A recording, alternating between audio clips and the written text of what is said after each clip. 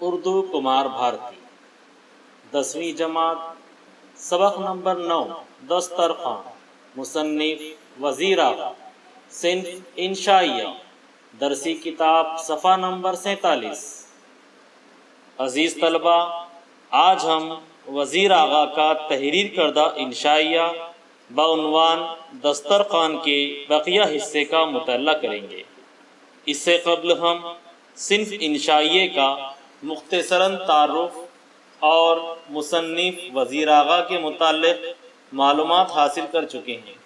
اس کے ساتھ ساتھ انشائیہ دسترخوان کے مطالعے کا آغاز بھی کر چکے ہیں۔ تو آئیے مزید مطالعے کے لیے آگے بڑھتے ہیں۔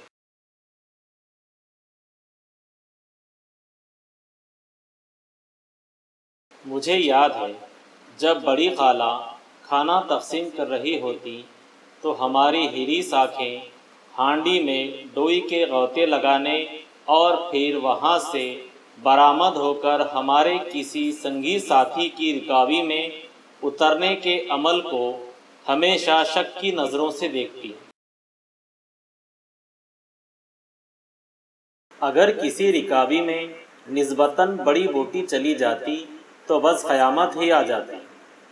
ایسی صورت میں خالہ کی گرجدار آواز کی پرواہ نہ کرتے ہوئے ہم بڑی بوٹی والے کی تکہ بوٹی کرنے پر تیار ہو جاتے اور چھینا جھپٹی کی اس روایت کا ایک ننھا سا منظر دکھاتے جو نئے زمانے کے تحت اب عام ہونے لگی ہے۔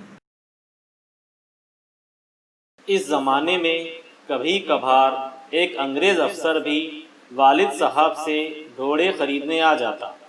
والد صاحب اس کے لیے میز کرسی لگواتے، انگریزی کھانا تیار کرواتے اور پھر گھنٹوں اس کے ساتھ بیٹھ کر کھانا کھاتے۔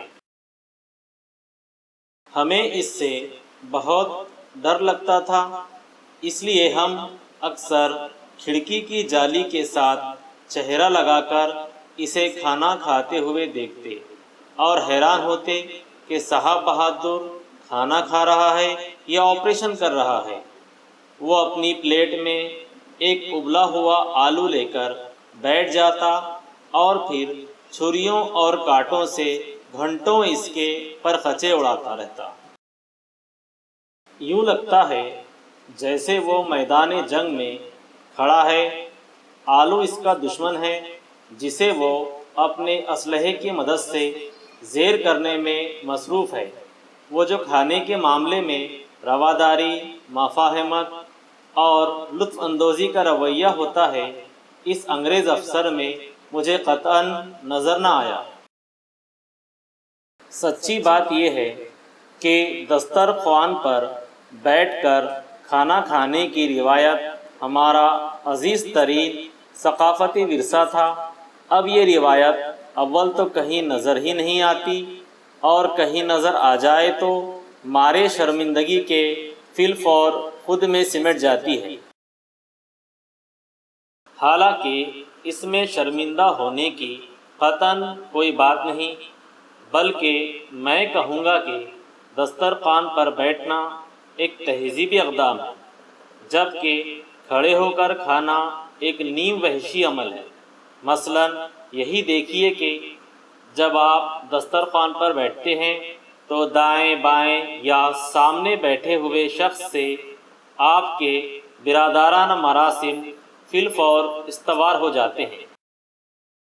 آپ محسوس کرتے ہیں جیسے چند ساعتوں کے لیے آپ دونوں ایک دوسرے کی خوشیوں، غموں اور بوٹیوں میں شریک ہو گئے ہیں۔ چنانچہ جب آپ کے سامنے بیٹھا ہوا آپ کا کرم فرما دریا دلی اور مروت کا مظاہرہ کرتے ہوئے اپنی پلیٹ کا شامی کباب آپ کی رکابی میں رکھ دیتا ہے تو جواب غزل کے طور پر آپ بھی اپنی پلیٹ سے مرغ کی ٹانگ نکال کر اسے پیش کر دیتے ہیں۔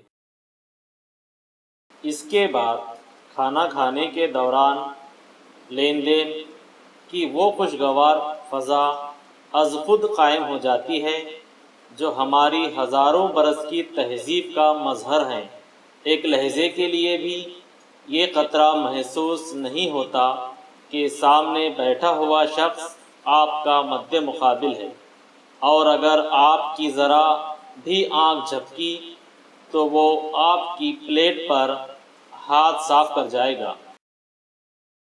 دسترخوان کی یہ خوبی ہے کہ اس پر بیٹھتے ہی اعتماد کی فضا بحال ہو جاتی ہے اور آپ کو اپنا شریک طعام حد درجے شریف دکھائی دینے لگتا ہے۔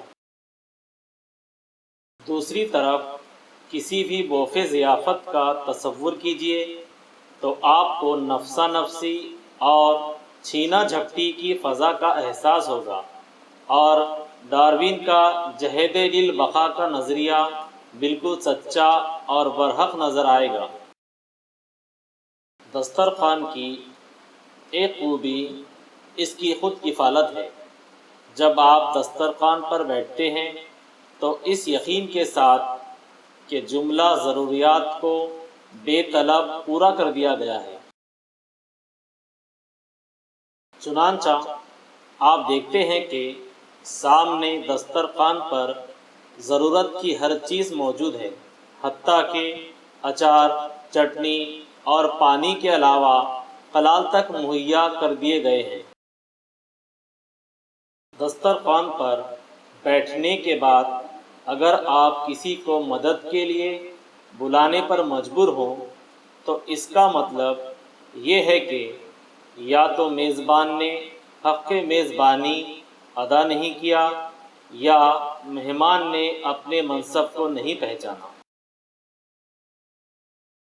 دسترخوان کی خوبی یہ ہے کہ وہ زمین کے سینے سے چمٹا رہتا ہے تاکہ وہ براہ راست زمین سے اس کی پر اسرار قوت کشید کر سکے۔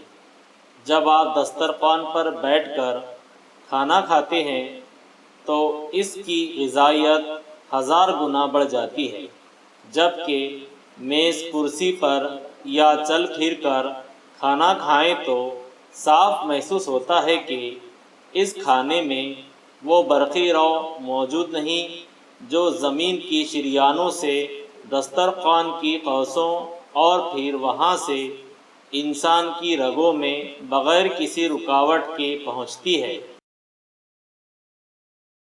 دسترخوان آپ کو زمین کے لمس ہی سے آشنا نہیں کرتا بلکہ انگلیوں کے لمس سے بھی متعارف کرواتا ہے۔ چھری کانٹے یا چمچے سے کھانا کھانے میں وہ لطف کہاں جو ہاتھ سے کھانے میں ہے۔ اس میں دوہرا لطف ہے، ایک تو اس چیز کا لطف جو کھائی جا رہی ہے، دوسرے انگلیوں کا لمس۔ دسترخوان ہی پر آپ کو پہلی بار اس بات کا احساس ہوتا ہے کہ ہر کھانے والے کی زبان، تالو، دانت اور ہونٹ کھانے کے دوران مل جل کر ایک ایسی مخصوص آواز نکالتے ہیں جو نہ صرف دوسری آوازوں سے مختلف ہوتی ہے بلکہ جس میں کھانے والے کی ساری شخصیت سمائی ہوتی ہے۔ کسی شخص کے اصل کردار سے آشنا ہونا ہو تو کھانے کے دوران اس کے منہ سے برآمد ہونے والی آوازوں پر کان دھریں، کیونکہ ہر شخص کے اندر کی ساری شرافت یا خباثت اس کے کھانے کی آواز ہی میں مضمر ہوتی ہے۔ سچی بات تو یہ ہے کہ دسترخوان پر پوری دل جمعی سے بیٹھ کر کھانا کھانے اور بوفے ضیافت میں انتہائی سراسیمگی کے عالم میں کھانا زہر مار کرنے میں وہی فرق ہے جو محبت اور ہوس میں ہے، خوشبو اور بدبو میں ہے، صبح کی چہل قدمی اور 100 گز کی دوڑ میں ہے۔ عزیز طلبہ، تو یہاں پر وزیر آغا کا تحریر کردہ انشائیہ دسترخوان اپنے اختتام کو پہنچتا ہے۔ امید ہے کہ آپ نے اس کو بغور سنا اور سمجھنے کی کوشش کی۔ اسی طرح کے دیگر موضوعات پر ویڈیو دیکھنے کے لیے ہمارے ساتھ بنے رہیں۔ تب تک کے لیے خدا حافظ۔